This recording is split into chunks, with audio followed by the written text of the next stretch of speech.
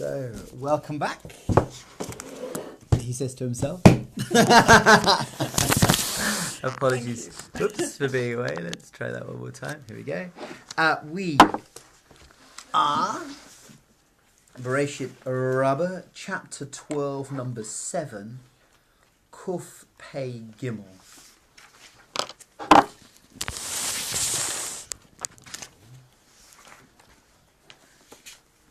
And we have one of my kind of favourite midrashim to do today, which I'm number 8, which I'm looking forward to sharing with you.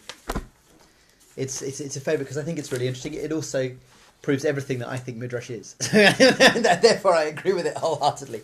But yeah, we all good?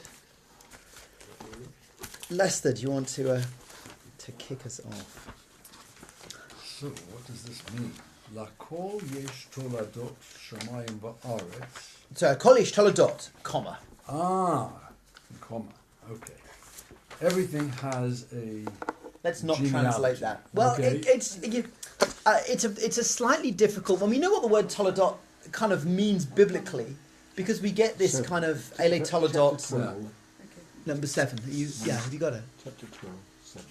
You know, in classical Hebrew, there's no commas and full stops, are there? No. Well, So is there any in modern Hebrew?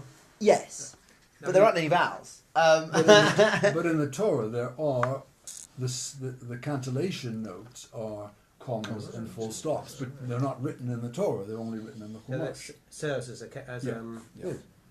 I mean, right. So I mean, and there is there is a Masoretic tradition, Masorti, right, of how the Torah is read properly. In fact, that's exactly what we were talking about, and that you're not allowed to move the commas around. There's a really good example of that in the Muftir of Vayera, just after the Akedah, when it says something or other about Utz, or no, in the beginning of Job. There's a whole thing in the beginning of Job where it says Job was a man of Utz, and they prove that the Utz was the thing, but they do it by reading against the cantillation. You know, it's a kind of, and it's midrash does that all the time. Doesn't do it all the time. It's quite egregious. It's quite brave to deliberately read across the because the punctuation, even though it isn't on the cloth, even though it isn't on the scroll, is conceived as being absolutely fixed and only and I don't think there are any examples, even when you start doing things like looking at the King James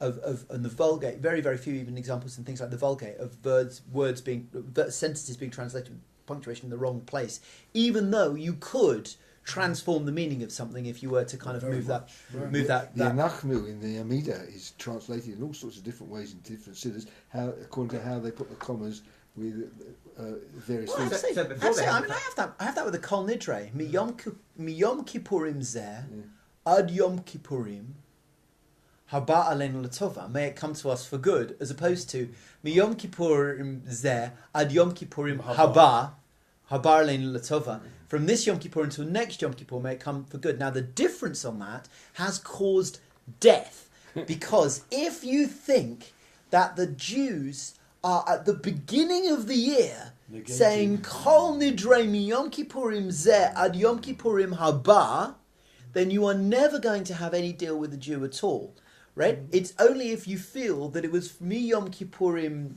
zeh that you can kind of have any relationship with the Jews at all. So this goes backwards and forwards. It's a huge issue. And Jason's tradition is actually different from what our previous tradition was. I'm not bothered with it. I don't think anyone's going to die today. But Jason sings, Mi Yom Kippurim zeh ad Yom Kippurim haba, comma, aleinu. So, punctuation is important. Well, the famous one is it's in Vayikra, which says, Karev el Mishkan Adonai Yumat, or Yamut, or Yumat. And the cantillation is HaKarev el Mishkan Adonai Yumat. But if you put the pause, the comma elsewhere, HaKarev el Mishkan Adonai Yumat. Oh, that's terrible. God will die if you come next to the Mishkan. Right.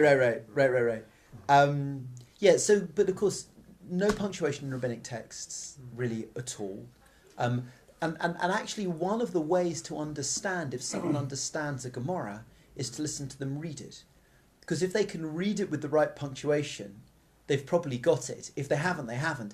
And very often it's complicated, because you get a negatives appearing in the question without the positive, or is the negative the answer to a genuinely asked question, is a rhetorical question, this kind of stuff. So when I was doing Gemara exams, or if I'm kind of preparing to teach, I don't teach much halachic argument in the Gemara at all, but the way to prepare it is just to do it again and again and again and again and again until then you read it, you can express the meaning of what you're saying as you are reading it, and that's a really good rhythm. I mean, when I was teaching this at Leo Bag, the exam was to read a midrash correctly in the Hebrew. I didn't need to ask them to translate it. They just needed to kind of get the kind of hit the rhythm of it. Louis' favourite joke about private no admittance allowed. You know that one? No, it's good. People coming away from them, all down and says can't go in. No, you've not misread it. You misread it. Look, it says private. No, admittance allowed. Well, that's Trotsky. That's Trotsky to Lenin. Yeah. You're right. I'm wrong. No, it was only a joke. He wasn't advancing it seriously. No, but there's the telegraph that Trotsky sends to Lenin, right, to Stalin. I'm right, you're wrong.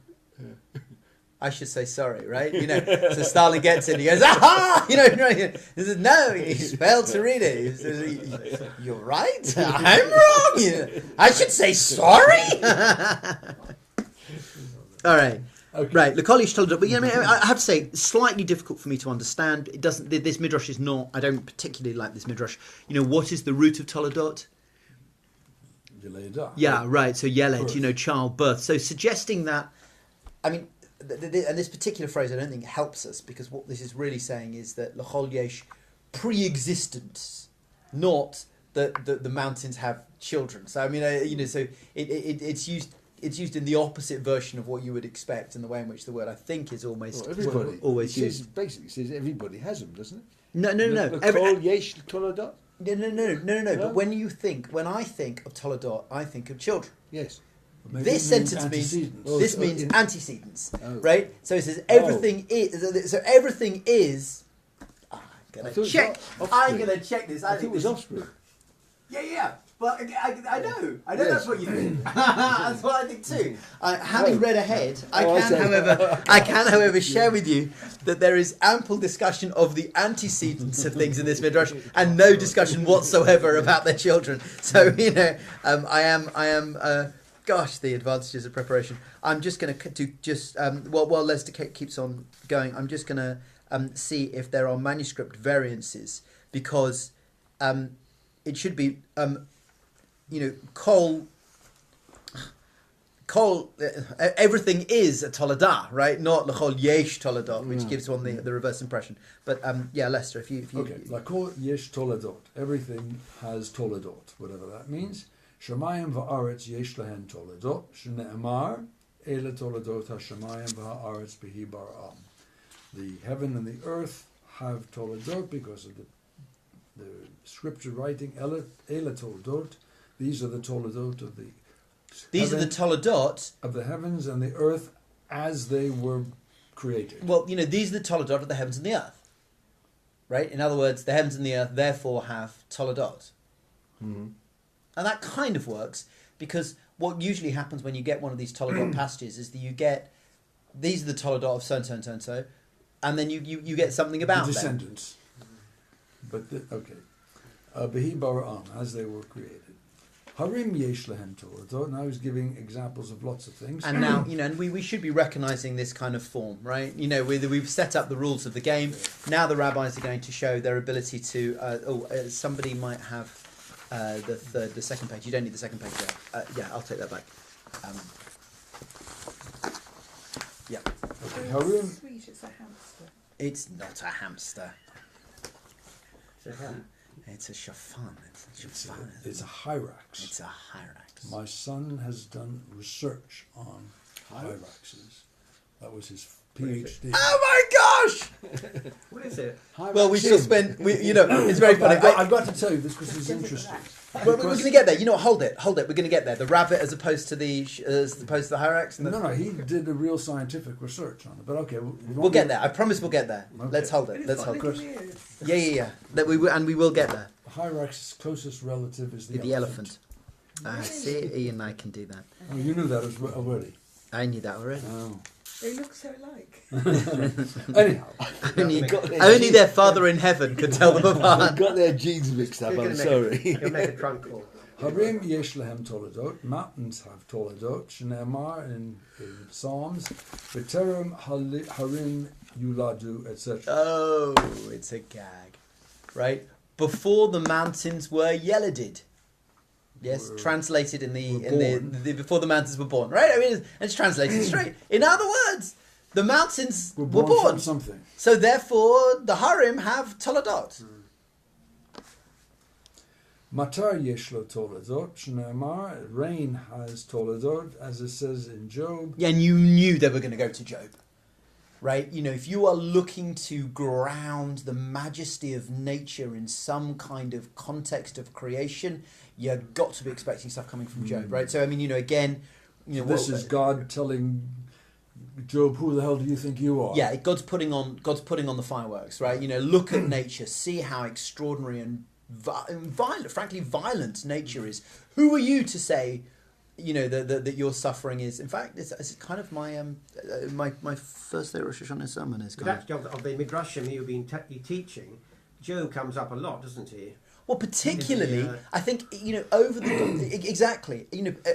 the totality of all midrash, no.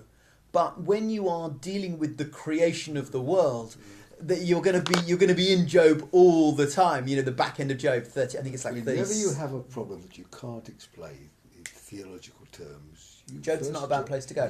Right, but that's not. But actually, that's not how the rabbis understand Job. I mean, the rabbis understand this as. Yeah, well, maybe, right? Yeah, you have to be modeh. Whether or not you can do svara, whether or not you can explain it, you have to kind of like acknowledge it. Yes, you don't understand. You're a puny little thing. What makes you think you understand? That's what it all comes to. Yeah. Yesh lo matar av, God says to Job, or tal yesh lo toldot, and Jude. By the way, sorry, yeah, you read that wrong. Yesh lamata av, right? I mean, I know it is the interrogative hey. I know it's the interrogative hey, but it's. I mean, at the very least, it's rhetorical, right? Does not. That's better, right? Does not Rain have a father? And actually, that's a pshat, right? I mean, that's you know when you know God says to Job, you know. I am the father. It's not as dramatic an imposition on the grammar as it sounds like, but it's not a genuine question. And is the continuation of the verse. Tal Yeshloav, Jew has toldot shenamar o mi holid egle tal, who gave birth or who gave birth to really, right, exactly, and there, you know, we've got that vav lamed, that yud lamed daled shorish, so it's a perfectly acceptable midrash. Okay, so Resh Lakish comes in then. Rabbi Shimon ben Lakish Omar elu margaliyot shel tal tenei kol mishiyesh. The pause there. This is a later imposition in the midrash, so we'll just do it because it's one of the most beautiful images I think I've ever seen, but it's not really part of the midrash. I don't quite know what he's trying to prove, but when he talks about margoliot means pearls. He's talking about the way water hangs on like blades of grass, or you know that thing that you get when you go out in the morning. I mean, I guess I know it more. Like a dew. Yeah.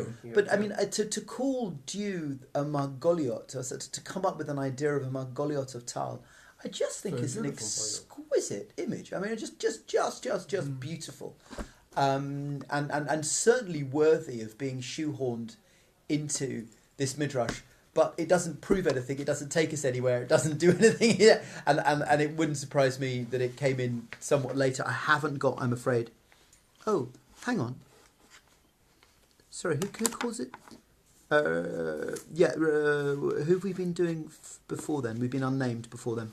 Yeah, I just think that's an exquisite idea. Nice to see your necklace, by the way, Jane. You know, you've come dressed. You've come dressed for the clearly. Yeah. Clearly having come prepared for such a midrash. Yes. Okay, thank you, Lester. Okay. Margalir Shatali. Today, another he learned. Yeah, so this is now a Tanna, right? So this is so. I mean, I know that Reish Lakish is a Tanna, but forget that. We're now back to the general teaching of the midrash. I mean, I just that last sentence has nowhere to go. How did it end up in a midrash like this? He just put Makol Yot Shel Tal, and everyone was like, "Oh, it's beautiful." It's like, "Oh, look, there's a midrash on Tal." Do you remember that thing that Reish Lakish said? Yeah, we'll put that in as well. But now we're back to the Tanna, right? So I mean, literally, historically, the Tanna is a rabbinic teaching, a rabbinic teacher of the first 2 centuries of the Common Era. But literally, it means. Tough in the Aramaic is a letter switch for the shin in the Hebrew. It is someone who is shaneh.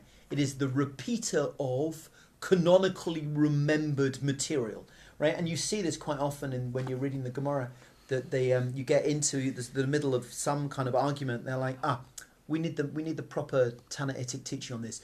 Tanna, what's the Mishnaitic teaching? And the Tanna who has remembered the Mishnaic teaching, or the Mishnah period teaching, the first 2 century of the Common Era teaching, recites that back. And their job is to be basically... Can you tape record? The tape record. What is this tape recorder of which you speak?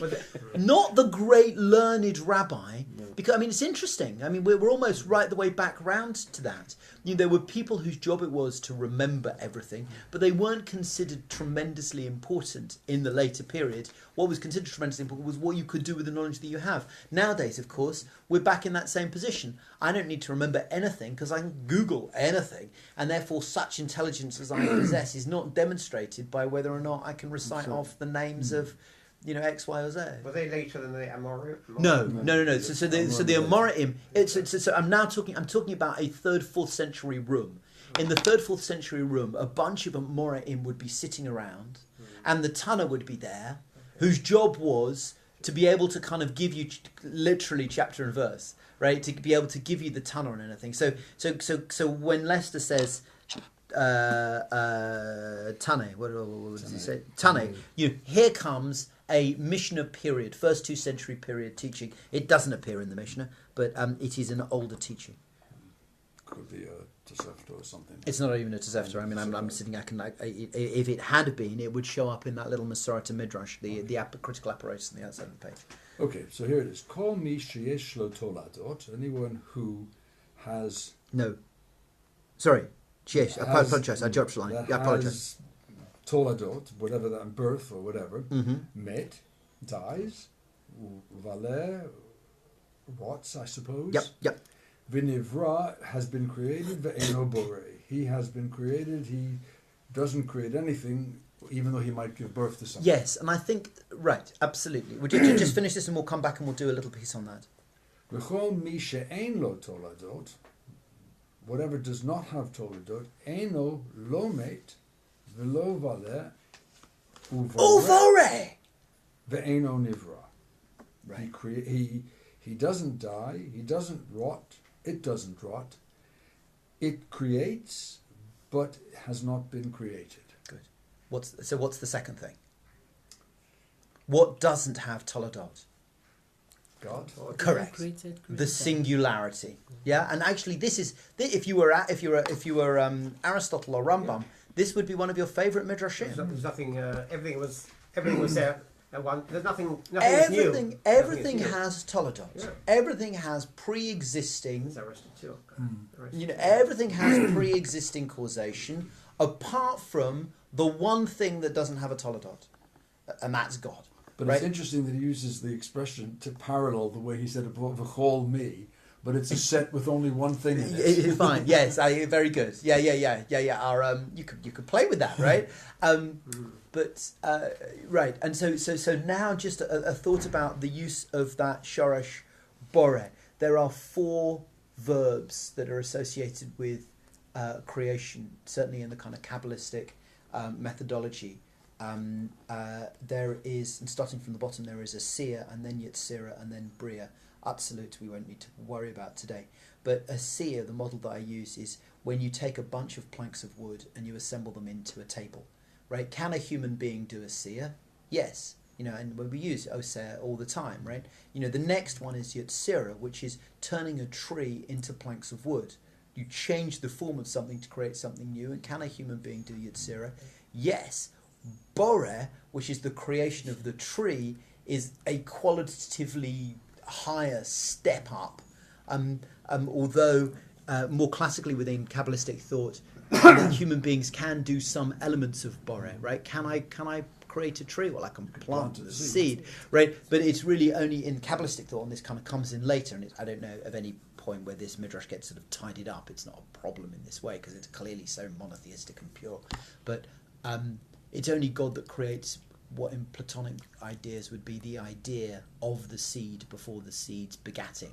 And then at that point you're down below the level of God creativity into the small c creativity, which this midrash refers to as not being the boreh kind of creativity, the bria kind of creativity. And just in case it's not entirely clear, along comes Rabbi Azariah. Rabbi Azariah was saying, Rabbi Amar, Klapei Mala, Hadavar, Klapei Mala, Hadavar Amar. Klapei is regarding. Sometimes you read this, that these people they started cursing Klapei Hashamayim, right? But they started cursing in the direction of the heavens. But what Rabbi Azariah is saying here, in the name of Rabbi, is that this midrash that we've just done about Kol Misha Ein Lo Toledot, right? This plural kind of set. This is talking about the Ma'aleh, the singular, the high one, the singularity. That thing is talking about. Okay.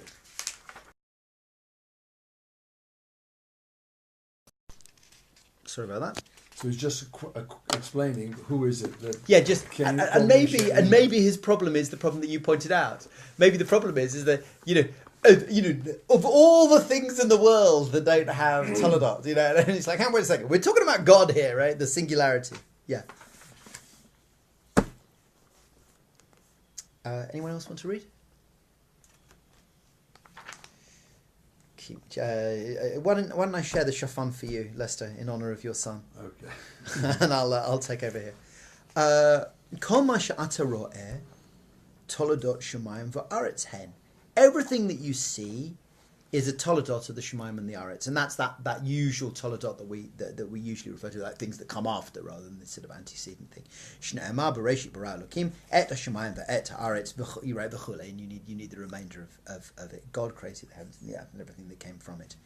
Now, b'sheni, and I've done this as you've got your little table. Sorry, if you just pop that there, that would be lovely. Thank you. B'sheni bara min ha'elyonim. On the second day, created from upwards. Shnei ma v'yom Adonai yehi rakia. Fair enough. Day 2, rakia. Where's the rakia? Up. B'shlishi bara min ha'tachtonim. That's true. V'yom elihim tad shei ha'aretz. Oh, okay. Right. So by the way, first day you get heavens, which is up, and aretz, which is down, right? Second day, rakir, which is up. Third day, grass, which is down. B'revi'i, bara min ha'elyonim. Fourth day, up.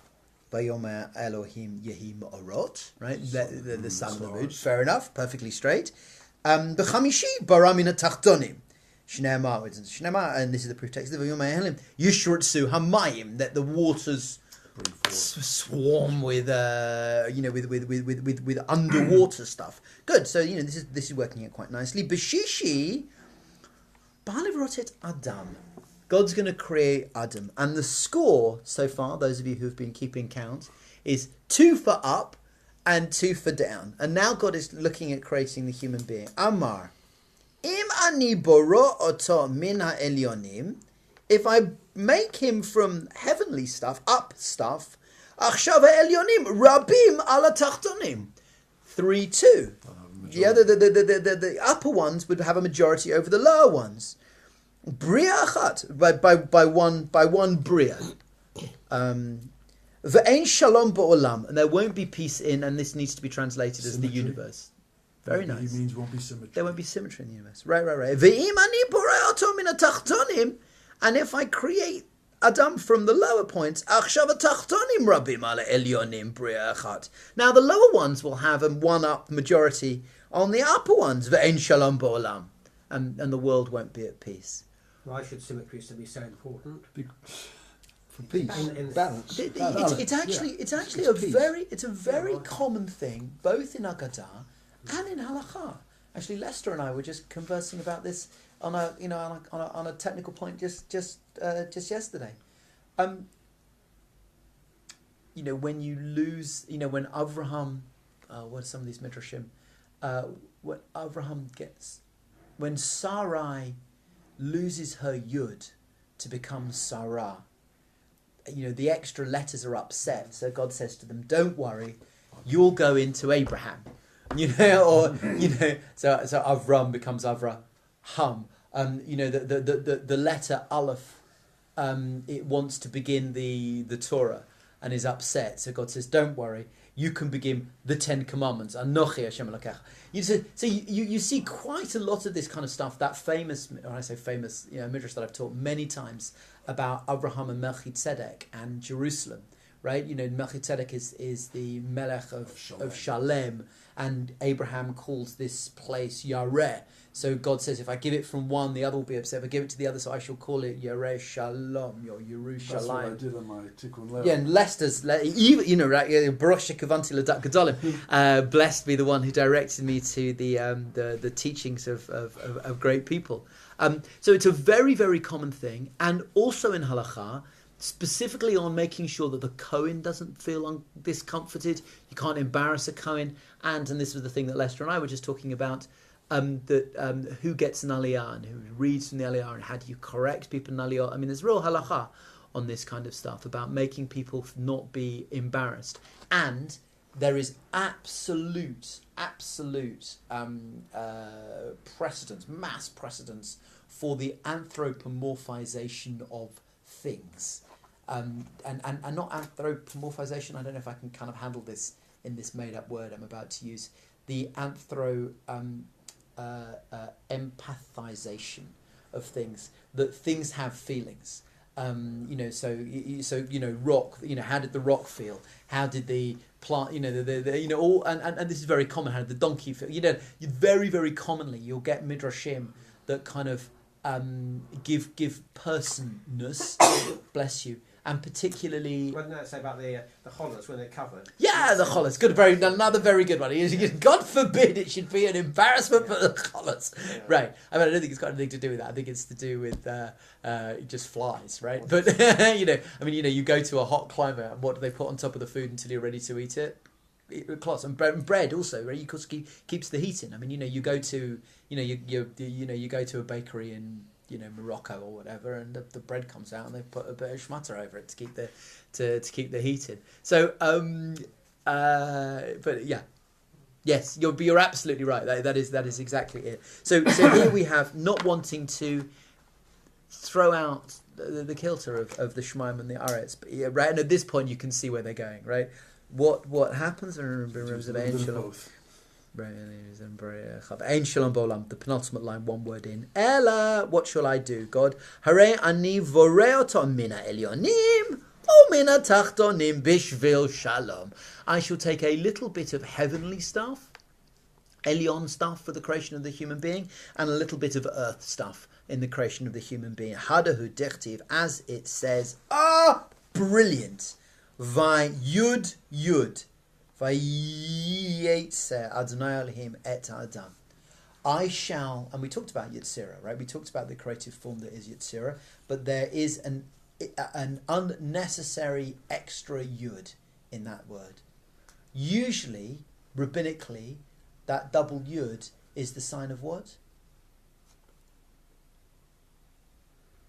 Jane looks at Lester and hope. The two Yetzes in the human being, the Yetzer Tov and the Yetzer Hara, right? I mean, it's a fairly well known midrash. But here, the double yud is being read. You have to do something with the double yud, right? I mean, you're allowed to do different things, and it can be an elu for elu. But the fact that there is a double yud means that there must be two elements in the creation of the human being. So here you have the two elements in the creation of the human being, the Elyon part and the Tachton part, the heavenly piece and the earthly piece. I think this is just a fantastic midrash. I'm going to say a few more things about it before I'm done. Right? Vayitzer Elohim et ha'adam v'chule afar min ha'adama, dirt from the earth. That is your point for your Tachtonim. Min ha'tachtonim, sham, sham, sham. And the very continuation of the verse, Vayifpach ba'apo nishmat ha'chaim. And I breathed into its mouth the neshama of life. Min ha'elyonim, from the air. from the air. I'm gonna let me just sort of pause, and I'll come back to Reish Lakish. Good to see Reish Lakish scoring very highly at the moment. It's brilliant. I mean, I think it's absolutely brilliant. You know, why do I like it? Partly because it gives a lie to the mistaken thing that people sometimes errantly say that midrash is about, which is solving problems in the text. Right? Don't tell me that this is driven by somebody going, oh, if the human being is created from the Tachtonim, you know, then it'll be treated to the Tachtonim, and if from the Elyonim it'll be created, you know, what's it driven by?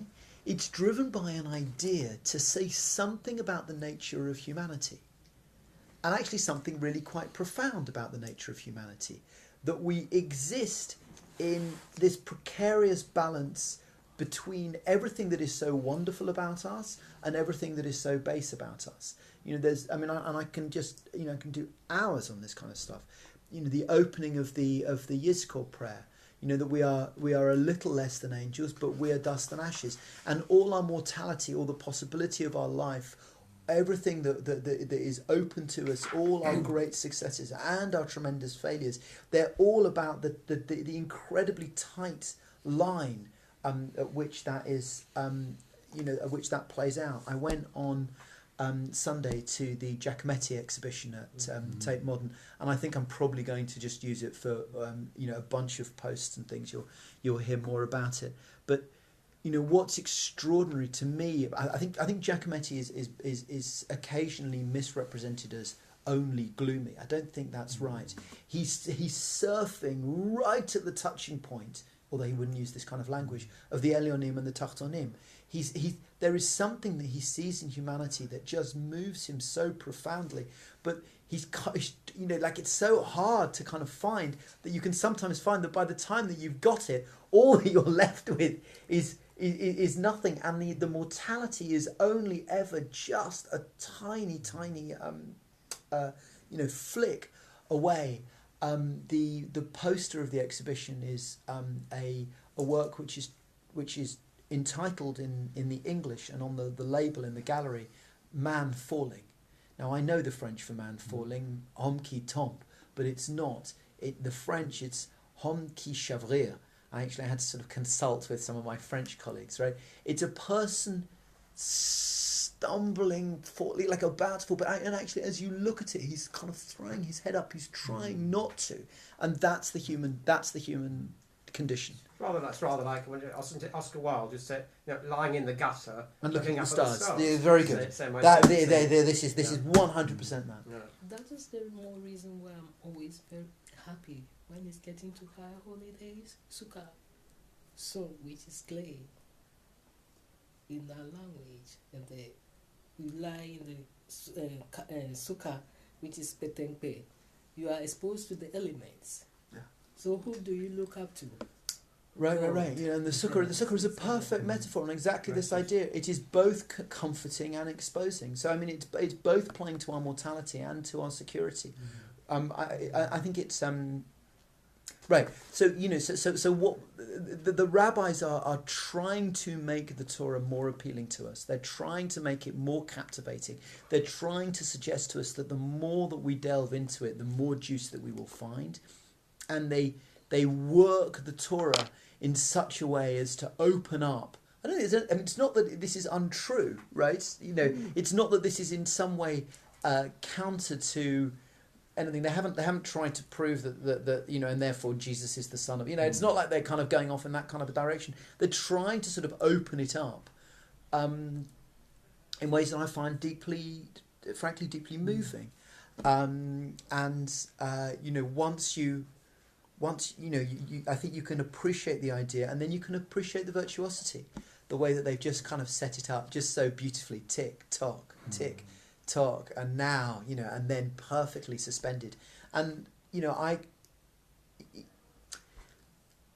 the only flaw in midrash is that it requires you to feel the resonance, and I'm not even sure it's a flaw. But the more that you know the story of Genesis, and the more this works so perfectly, and that therefore the more that you are into it, the more that you get it. This I think is quite a simple midrash. I don't think it's a particularly complicated one, but I think it's you have to very accept there's a powerful. poetic expression of a profound truth rather than a proof of it. Yeah. It's when they try and use it as a proof. I that don't runs think they into do it. try No, and no, use it no. as a proof. No, I think, Sometimes they do. by the way, Sometimes they do. I think you're Sometimes wrong. they I do. think you're wrong. I think you're certainly wrong, b'chavod, in terms of halacha. People say, "Oh, but like the halacha says," tuk, tuk, tuk, tuk, tuk.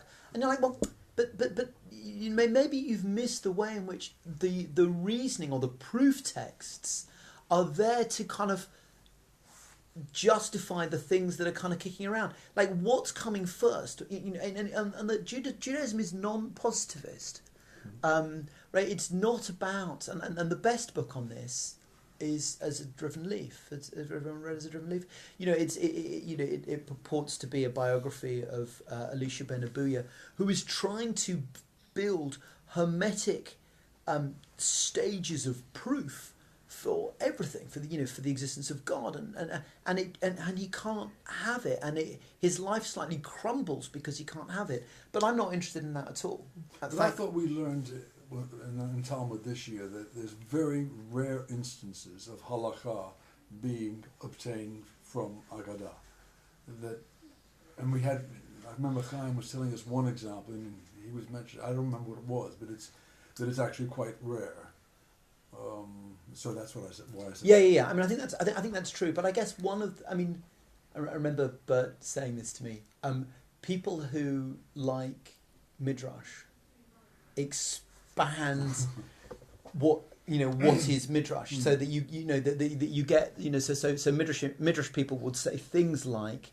That verse in the middle of Genesis, is a midrash which is inbuilt within the very structure of the Torah itself. It's a comment on the Torah from within the Torah. A biblical scholar who doesn't particularly feel any warmth towards midrash will say, well, it's just a proof that there's a later interpolation into an earlier text. And midrash scholars will continue reading midrash back into piyus, right? And those of you who were there at Tisha B'Av would have seen me kind of doing that kind of stuff. But I think that it is underappreciated the way in which patterns of midrash impact on the classic halachic methodology, because traditionally, anytime you would get to a midrash, a halacha scholar would just simply turn over the next page. But one of the things that's been happening recently, and people like Shama Friedman in particular, Richard, I want to say Rubenstein, but I'm slightly nervous I've got that name wrong. Whose great book Talmudic Stories is brilliant on that. He shows that you can't disentangle even a story like the Tana Shel Achnai from its halachic surrounding, and I think more work needs to be done on the impossibility of disentangling halacha from its midrash. So much in the same way that I believe in the truth of a midrash, I believe in the truth of a halachic process, but that's not a fundamentalist, positivist relationship, which is partly why when we do things around role of women and some of those kinds of issues, I feel a certain freedom that I don't think I would feel if I was a literalist. And I'm not a literalist on halacha, because I know that you can't be a literalist on Agadah, and I believe that because they're the same people. I believe that the way in which Reish Lakish and Rabbi Akiva and all these people argue is with a kind of knowledge of the humanness of their endeavour to quest to something which is beyond their timely moment of questing towards timelessness. Yeah, they're starting from their conclusion. They're starting from their conclusion and working back as far as that supports it. And therefore they're starting, and I mean this in a pejorative sense, imprisoned by their moment. So there is a timeness to halacha. It's not timeless, as you would perhaps hear as claimed by ultra-Orthodox. They have an ideal, they have a goal in mind, and they work backwards, don't they, to try and justify I mean, it. this is. I mean, my brother, who's a kollel in Hanof, has been in town, and this is the centre of my most common argument with him. He says no. He says that it is a pure iterative process, and that if you properly understand every element of the Rishonim and the Achronim, it is inconceivable for the halacha to be anything other than what it is, and that there is an absolute purity on that. Faith is a wonderful thing.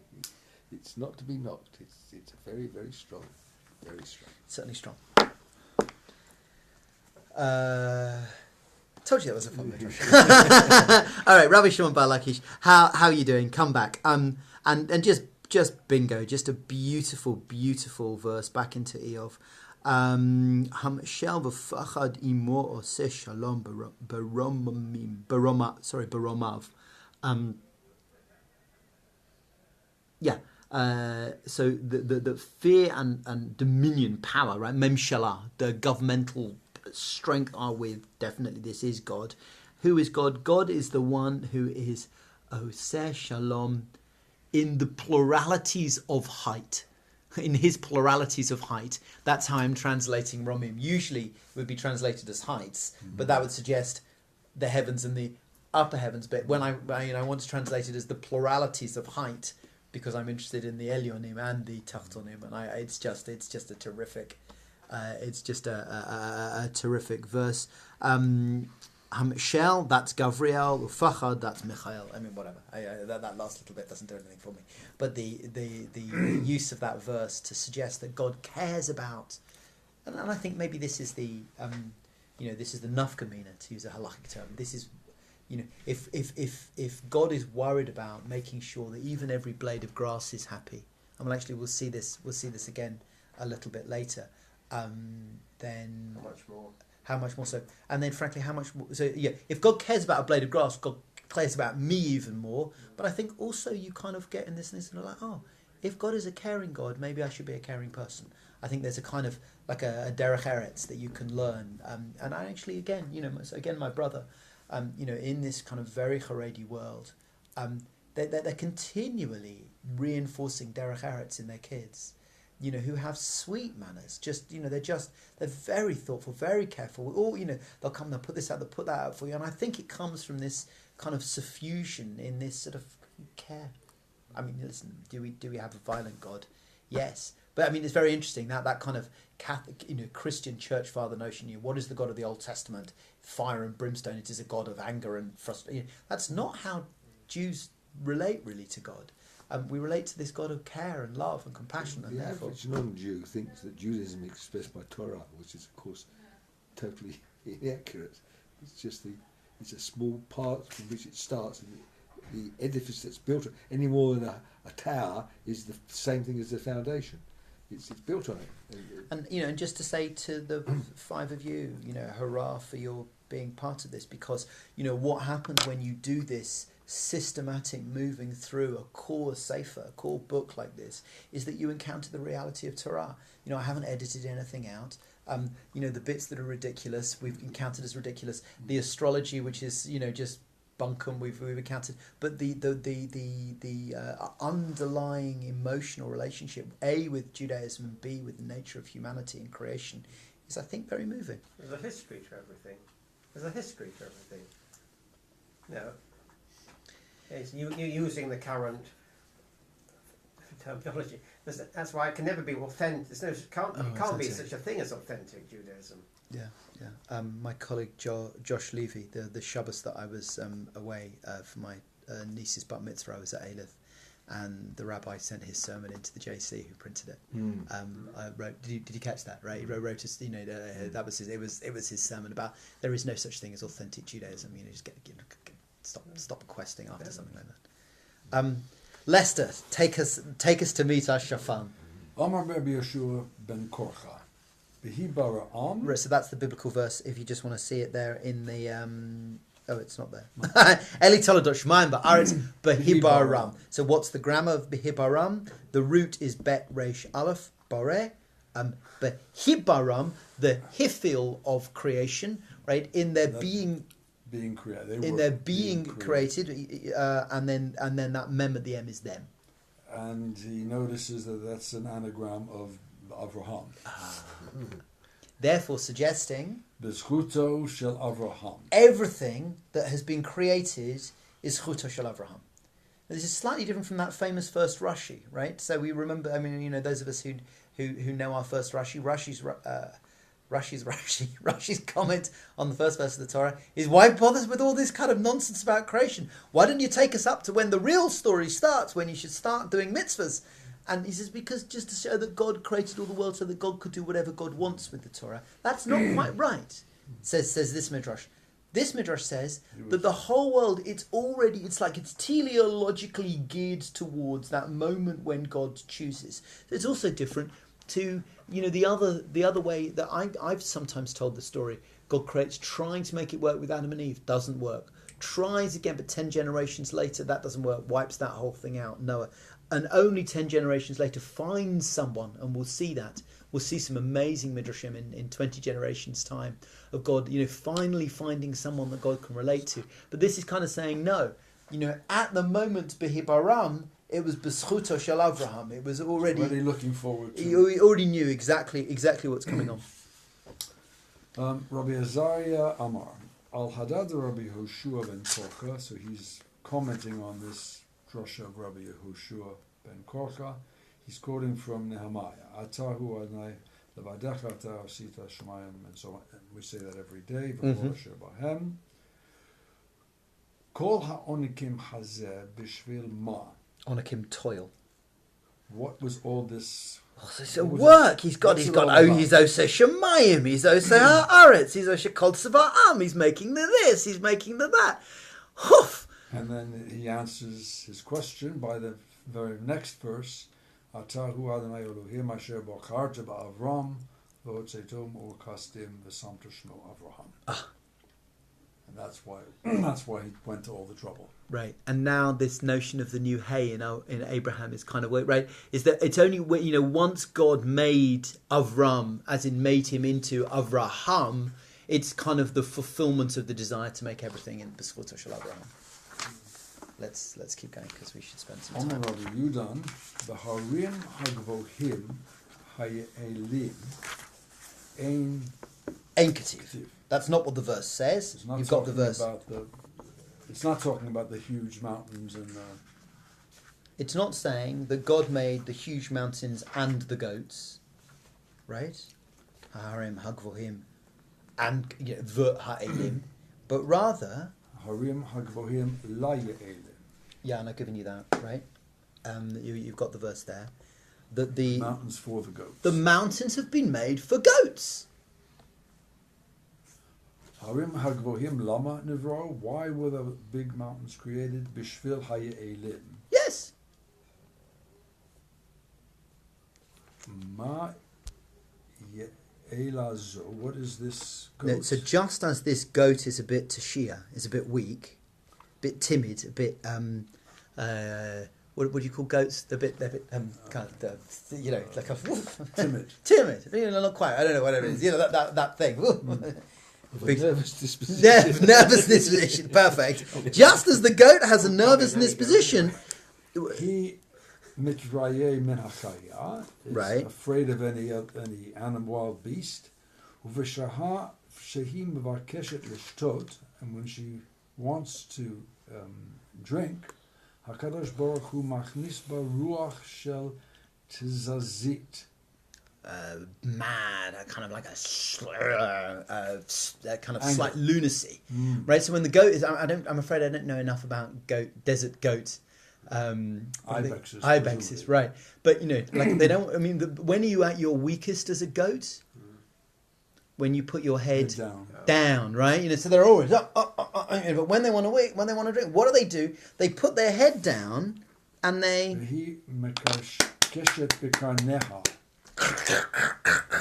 I don't know if goats do this, but it's quite an interesting idea, right? In order to keep anything from attacking, they make a noise with their antlers. V'hi shomad kola uvarachat. the wild animal who hears this noise gets frightened and runs away. Right. So the point about the mountains is that they're craggy. That there are rocks around on which you can beat your horns if you are an ibex. It's not what's the big mountain in the Tour de France they got that's white and there's just nothing on it, and it just goes straight up and it just comes straight down. That's not the mountain. No. You get these kind of craggy, rocky kind of things that are perfect for banging around, so that the goats can be goats can get their water. And now it quotes from Continuation of the verse. Slaim machse lashvanim. So it continues, the high mountains are for the wild goats and the rocks are for the Specifically the hyrax. kind of crags, right? I mean, like the again, these kind of like things that you can kind of... I can now tell my story Okay, you can of tell my me. son's PhD. What is it? A desert rat, is it? No, it's a hyrax. shafan! Shafan. My son did his PhD in Israel, and there was a fear that the hyraxes were spreading TB. These. These Right. were spreading TB because with all the building in Israel, there's lots of these crags, these rock piles, and the hyraxes live inside the rock piles. And they're quite timid animals as well. They will stand up on that rock pile, and then if they see something approaching, go back into the rocks. But there was this fear that now with all the new developments, they were near society, they were near, these rock piles were near new towns, and that they were biting people or infecting animals or whatever and spreading TB.